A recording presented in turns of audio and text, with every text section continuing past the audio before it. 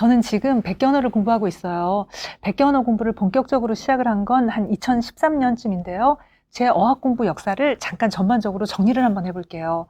제 어학 공부의 시작은 당연히 모국어인 한국말이겠죠. 저는 처음부터 한글 배우는 일이 굉장히 재밌었어요. 신비롭더라고요.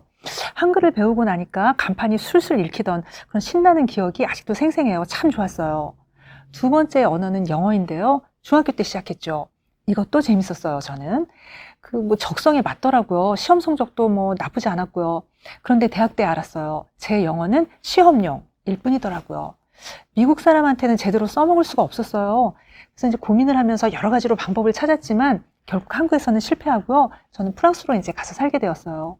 프랑스로 가면서는 프랑스어를 전혀 이제 공부를 준비하지 않고 갔어요. 생활 속에서 제대로 사용할 수 있는 그야말로 제대로 된 프랑스 회화를 이제 하고 싶었죠. 그러기 위해서는 한국식 공부는 아니라고 생각했어요. 그래서 아무튼 프랑스에서 프랑스어를 제대로 공부해보려고 하다가 이제 벼락을 맞았습니다. 기초가 없으니까 아무것도 진행이 되지 않더라고요. 너무 당황했었는데요. 그렇다고 한국식 공부도 아닌 것 같아서 아무것도 못하고 이제 헤매는 좀 괴로운 시간을 보내다가 결국 저는 한국식 문법 공부로 돌아갔어요. 문법과 기본 단어를 영어만큼 해결하고 나니까 좀 숨통이 트이더라고요. 그래도 자유로운 프랑스어를 구사할 수 없었어요. 영어 때도 이제 그랬으니까요. 들리지도 이제 당연히 않았고요. 그래서 저는 이제 사전 외우기에 이제 돌입을 했어요. 암만 해도 단어가 해결이 나야 될 것 같더라고요. 근데 경험상 대충의 단어로는 제가 원하는 자유로운 프랑스어로 갈 수가 없었어요. 영어 때도 제 단어는 그렇게 나쁘지는 않았었거든요. 근데 그 단어로 영어의 자유를 얻을 수 없었거든요. 그래서 이제 제가 사실 한국에서도 영어 사전을 이제 외워보려고 수도 없이 시도를 했었어요. 수도 없이 미끄러져서 결국 실패했지만요. 근데 이제 프랑스에서는 제가 꼭 사전을 해결하고 싶었고요. 결국 사전을 해결했어요. 다 외웠어요, 사전을. 그런데요, 사전을 외웠는데도 프랑스어가 들리지가 않더라고요. 그래, 지금은 이렇게 담담하게 얘기를 하지만요, 그 당시에는 정말 힘들었어요. 그래서 이제 또 제가 그때 프랑스어를 이제 포기해버렸죠. 사전까지 외웠는데 들리지가 않는다면 더 이상 방법이 없는 거라고 생각했습니다. 그렇게 프랑스어를 이제 포기를 한 저는 소설책을 읽기 시작했어요. 사전을 외웠잖아요. 사전을 외웠기 때문에 읽기는 그야말로 식은 죽 먹기였거든요.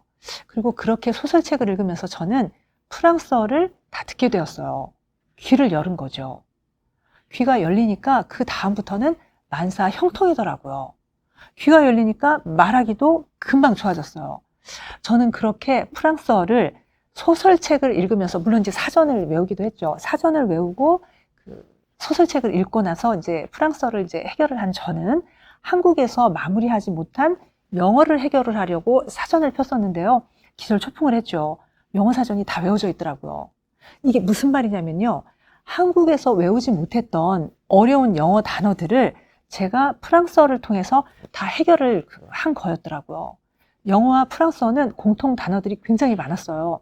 그리고 이제 외우기 힘들었던 대부분의 영어 단어들은 거의 다 프랑스어에서 쉽게 해결을 했죠. 정말 신이 나더라고요. 말하자면 뜻밖의 영어 사전이 이제 해결이 난 거였죠. 저는 영어 사전을 폈을 때 그렇게 많이 해결이 나 있을 거라고 상상도 못 했으니까요. 그리고 이제 저는 영어 소설을 이제 죽도록 읽었어요. 그러니까 영어가 정말 거짓말처럼 해결이 나더라고요. 프랑스에서 프랑스어를 할 때 소설책을 읽었더니 해결이 난 것처럼 영어도 거짓말처럼 뚝딱 해결이 났죠. 저는 다른 언어들이 궁금했어요. 다른 언어들도 영어처럼 거저먹을 수 있겠다는 생각이 들더라고요. 그래서 10개 언어 도전을 시작했습니다. 그야말로 지금 생각을 해보면 순전히 거저먹고 싶어서 한 공부였던 것 같기도 해요. 근데 어쨌든 예상대로 스페인어나 이태리어, 독일어, 일본어 같은 것들은 거저먹을 수 있었어요. 짧은 시간에 많은 것들을 얻었죠. 그런데 러시아어, 중국어, 아랍어에서는 제가 맥을 추지를 못했어요. 헤매다가, 그리고 이제 헤매는 시간이 좀 있었는데 제가 신기한 경험을 하게 됐죠. 공부하고 있던 언어가 하나로, 그러니까 10개 언어가 하나로 느껴지더라고요. 제가 공부하고 있던 10개 언어의 문법에서 완전히 해방되었다는 것을 알겠더라고요. 그 순간부터 공부도 너무너무 가벼워졌어요. 그리고 그 순간에 문득, 야, 이제 내가 100개 언어 공부도 할 수 있겠다. 뭐 이런 생각이 들더라고요. 언어의 원리를 알겠고, 언어 공부법을 이제 제가 그때 이제 알겠더라고요. 근데 그건 당연히 불가능한 일이었어요. 문법과 단어는 별개니까요. 100개 언어의 문법은 하나라고 쳐도 100개 언어의 단어는 절대 하나가 아니니까요.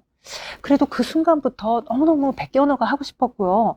뭐, 한 10몇 년쯤을 너무너무 하고 싶다. 뭐, 이런 마음으로 이제 애타다가 결국 45쯤에 과감하게 100개 언어 공부를 시작했어요. 그리고 이제 그 후로 이제 뭐 한 10년이 좀 넘게 흘렀는데요. 고생도 정말 무지하게 했습니다. 그런데 정말 황홀한 시간들이었어요. 이제 다음 영상부터 지난 10년 동안 어떤 공부들을 했는지 구체적으로 소개하고요. 지금 하고 있는 공부 얘기들도 자세히 한번 해볼게요. 곧 다시 오겠습니다.